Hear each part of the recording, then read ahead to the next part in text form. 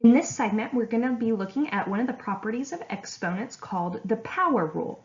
Now, power rule is when you have a power to a power, so like an exponent raised to another exponent. Like this, x cubed to the second power.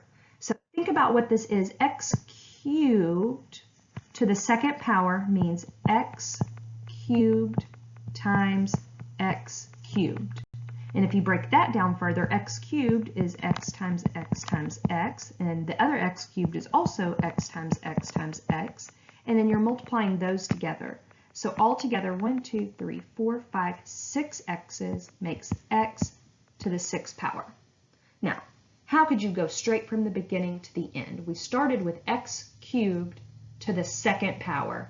Well, 3 times 2 is 6. So if you have the power rule, you multiply the exponents. If you have a power raised to another power, see how they're right next to each other?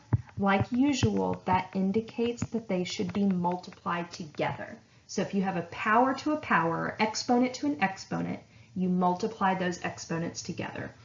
Let's put this into practice. Here we have x squared to the 5th power. Because these are written right next to each other, you have a power to a power, tells you to multiply them together. 2 times 5 is 10, so this would just be x to the 10th power. Same thing with the next one. The only difference is you have two parts of this expression. You have x and y.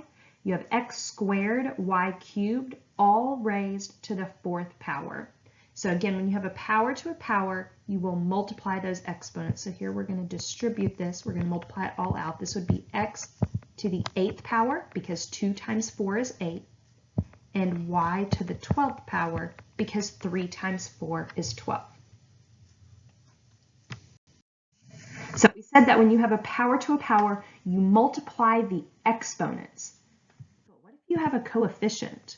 This 3 here in the front is not an exponent, it's just a coefficient. In fact, if you wanted to write the exponent would be a 1.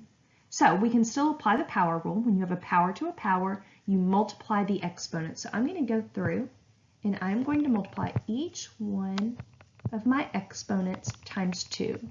So this will be 3 to the 2nd power, because 1 times 2 is 2. And it'll be x to the 10th power, because 5 times 2 is 10. And it'll be y to the 6th power, because 3 times 2 is 6. Now, I'm not going to leave my answer like this, because I have a number here that can actually be calculated. 3 to the 2nd power, 3 squared means 3 times 3, which is 9. So I'm going to simplify that. It'll be 9x to the 10th power, y to the 6th power. And that will be my final answer. All right, let's do the same thing on the last one. We've got 2x to the 6th power y, all raised to the 3rd power. We see exponents on the inside, we see exponents on the outside, so I know that when you have a power to a power, you multiply the exponents. So first, I need to start by making sure I see all of the exponents for every piece of this expression. So the 2 would just have an exponent of 1, you can write it in.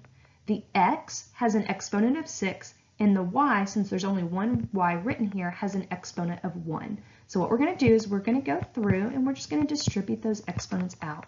So this will be 2 to the 3rd power, because 1 times 3 is 3. X to the 18th power, because 6 times 3 is 18. And y to the 3rd power, because 1 times 3 is 3. Okay, now I am going to simplify, because 2 to the 3rd power is just a number. We can calculate that. 2 to the 3rd power is 2 times 2 times 2. That's 8. 8x to the 18th y cubed. That would be my final answer.